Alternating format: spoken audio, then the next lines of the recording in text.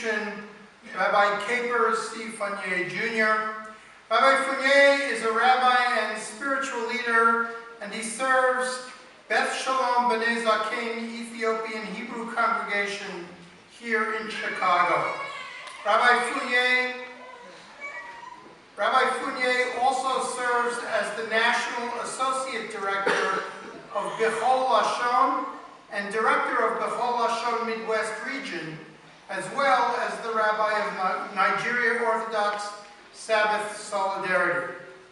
Rabbi Funnye earned a Bachelor of Arts in Hebrew Literature and Rabbinic ordination from the Israelite Board of Rabbis in Queens, New York. He also earned a Bachelor of Arts degree in Jewish Studies and a Master of Science in Human Service Administration from this institution, from Spertus Institute. Rabbi Funnye is a member of several boards in this community and across the country, including the Chicago Board of Rabbis, the Jewish Council on Urban Affairs, the Hebrew Immigrant Aid Society, Chicago Institute of Psychoanalysis, Chicago Theological Seminary, and he serves as Vice President of the Israelite Board of Rabbis in Queens, New York. It is an honor and a great pleasure to introduce to you now Rabbi Capers Funnye.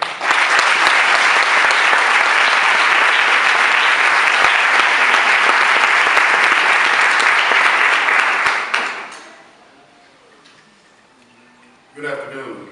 Good afternoon. I'm indeed delighted to be with you on this most momentous occasion, celebrating the commencement exercises of Spertus Institute of Jewish Studies, the Masters of Science in Nonprofit Management, and the Masters of Arts in Jewish Professional Studies programs. As a graduate of Spertus Institute with 2 degrees, as mentioned, an undergraduate degree in Jewish Studies and a Master's in Human Services Administration, I can tell you that my educational experiences at Spertus have impacted my professional life in a very positive way. I want to extend my gratitude to the President of Spertus, Dr. Hal Lewis, to Dr. Dean Bell, faculty and the staff, for this invitation to speak with all of you today.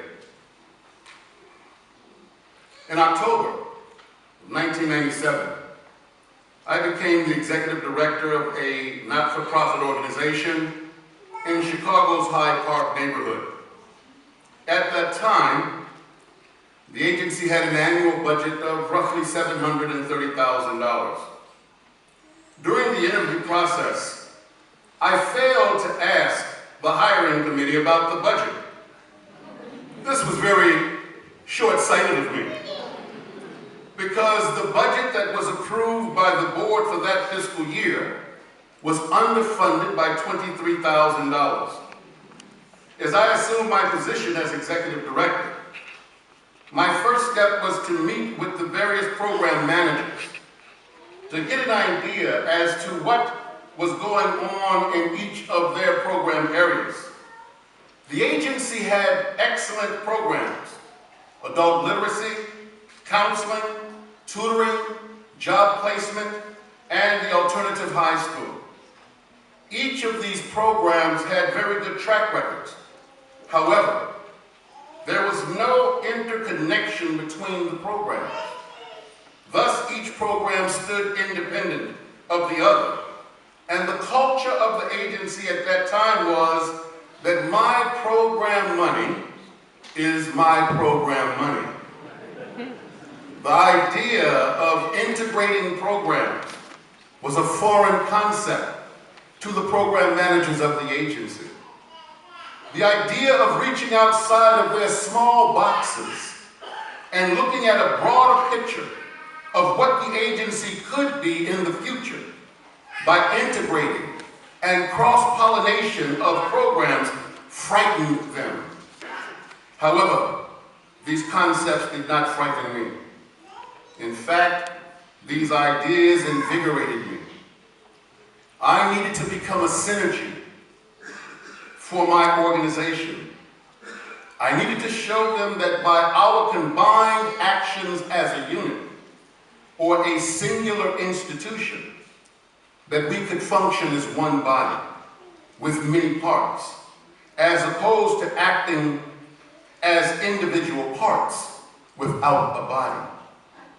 We had to connect the parts of our organization into one body with the singular aim of using each of our strengths to make our body one fully functioning unit. This was the task that I set for myself as executive director, to develop an organizational vision, then to sell my vision to the program managers. My first action was to change the titles of the program managers to program directors.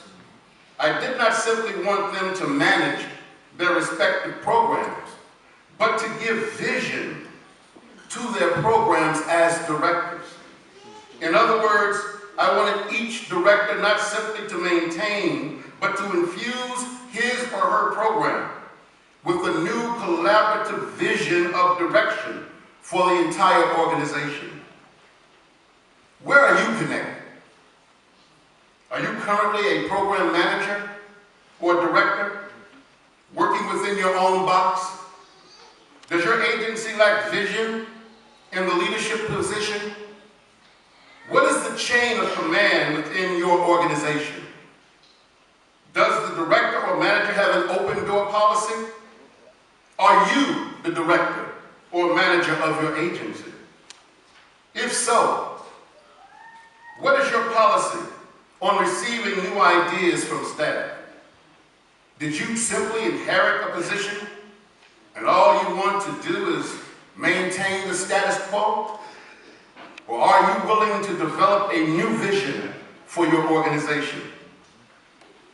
To my very great surprise, our agency was funded 95% by government funding from various city and state agencies. The agency received very little money from foundations and private individuals, and the agency did little in the way of writing appeal letters and other methods of fundraising. I spent several years working for various institutions, nonprofits, and I knew that the art of fundraising was more about people and personal relationships and personal connections than it was about government grants. We had a non-existent mailing list, and sometimes when people did send donations, our agency did little by way of sending letters of acknowledging those donations from individuals. On the whole, the agency had very few connections regarding fundraising with foundations and individual givers. I realized that our agency needed to be connected to foundations and individuals to gain greater support to achieve and fulfill the mission of the organization. So we all went to work. First, we developed a vision for the organization that was based upon our mission statement. Once the vision was developed, we had to get buy-in of the vision from the program directors. I needed to sell the concept of one body with many parts, so that everyone could see that no part was outside the body politic of the agency. We all had to see ourselves as one organization with one mission and one vision. That vision and mission was to serve our clients with holistic, comprehensive, and integrated services.